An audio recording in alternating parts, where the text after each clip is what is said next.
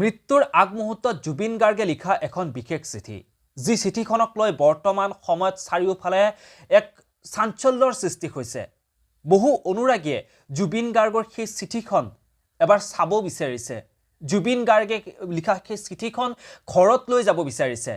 কি আছে জুবিন গাৰ্গে লিখা সেই বিশেষ চিঠিখনত সিংগাপুৰত যোৱাৰ আগমুহূৰ্তত জুবিন গাৰ্গে তেওঁৰ অনুৰাগী সকলক উদ্দেশ্য কৰি চিঠিত কি লিখিছিল আপোনালোকৰ নিশ্চয় জানিবলৈ মন গৈছে এই ভিডিঅটোত মই সকলোখিনি কথা আপোনালোকক জনাবৰ কাৰণে চেষ্টা কৰিম জুবিন গাৰ্গ নোহোৱা 40টা দিন পাৰ হৈ গ'ল কোনেও যেন মানি ল'বই পৰা নাই যে কণ্ঠশিল্পী জুবিন গাৰ্গ আমাৰ মাজত নাই সকলোৱে নিজৰ দৈনন্দিন কামবোৰ কৰি গৈ আছে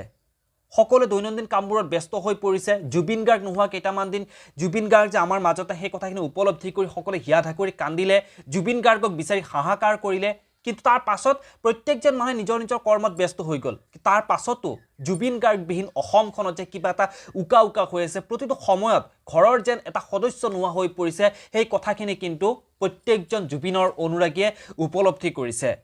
ন্যায়ালয়ে ন্যায় দিব সকলোৱে অপেক্ষা কৰিছে যে ন্যায়ালয়ে ন্যায় কেতিয়া দিব জুবিন গাৰ্গৰ আসলতে কি হৈছিল কিহৰ বাবে জুবিন গাৰ্গক আমি হেৰুৱাব লগা হ'ল সিংগাপুৰত তেওঁৰ মৃত্যুৰ আগমুহূৰ্তত জুবিন গাৰ্গৰ লগত কি ঘটিছিল এটা ডাঙৰ প্ৰশ্নবোধক হৈ থাকিল সকলোৱে জানিব বিচাৰিছে আসলতে কি হৈছিল জুবিন গাৰ্গৰ মৃত্যুৰ আগমুহূৰ্তৰ সেই সময়খিনিত এতিয়া যিসকল জুবিন গাৰ্গৰ ঘটনাটোৰ লগত জড়িত হৈ আছিল সেইসকলে ইতিমধ্যে কাৰাগাৰত থাকিব লগা হৈছে ন্যায়ালয়ে তেওঁলোকে যি ধৰণৰ শাস্তি দিব লগাকে সেই শাস্তি তেওঁলোকে পাব বুলি সকলোৱে আস্থা বিশ্বাস ৰাখিছে ইতিমধ্যে চৰকাৰখনেও তেওঁলোকে প্ৰতিবাদ নামিছে জুবিন গাৰ্গৰ ন্যায় পক্ষত চৰকাৰখনেও ৰাজপথত নামি তেওঁলোকে প্ৰতিবাদ কৰিছে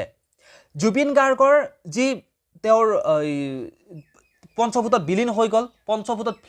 বিলীন হৈ যোৱাৰ পিছত চিতাভস্ম জুবিন গাৰ্গে যিহেতু কৈছিল যে তেওঁক ব্ৰহ্মপুত্ৰ নৈত উটাই দিব লাগিব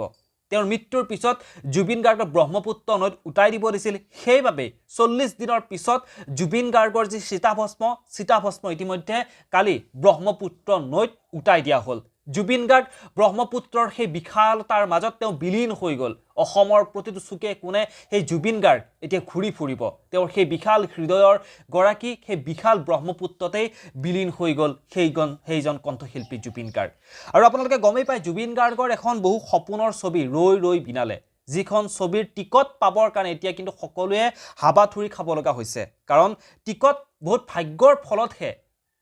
বৰ্তমান সময়ত পোৱা গৈছে গতিকে সেই ছবিখন ৰিলিজৰ আগমুহূৰ্ততে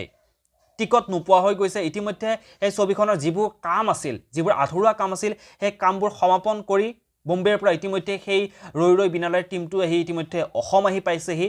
তাৰ আগতেই জুবিন গাৰ্গে ৰৈ ৰৈ বিনালে ছবিখনক লৈ তেওঁ এখন চিঠি লিখিছিল অনুৰাগী সকলৰ বাবে সেই চিঠিখন মই কাষত লগাই দিম আপোনালোকে সেই চিঠিখন এবাৰ চাব পাৰিব চিঠিখনত লিখিছে ৰৈ ৰৈ বিনালে মোৰ নতুন সিনেমা চাবলৈ আহিবা মৰমৰ জুবিন দা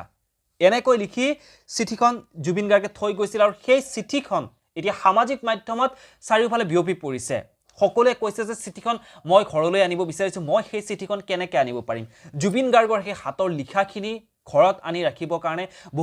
বহুতে হাবিয়াস কৰিছে গতিকে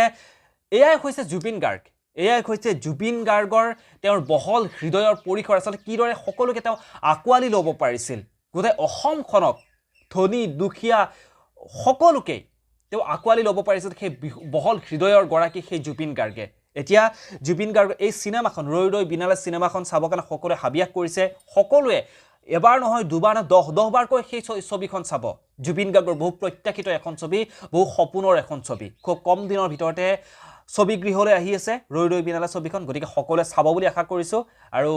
কি ক'ম আশা এটাই আছে তেওঁলোকে জুবিন গাৰ্গে ন্যায় পাব যিসকলে ঘটনাটোৰ লগত জড়িত হৈ আছে দুখীয়ে কঠোৰতকৈও কঠোৰ শাস্তি পাব এই ভিডিঅ'টোৰ পৰা ইমানতে বিদায় লৈছোঁ পুনৰ লগ পাম এনে ধৰণৰ কিছু নতুন খবৰে ধন্যবাদ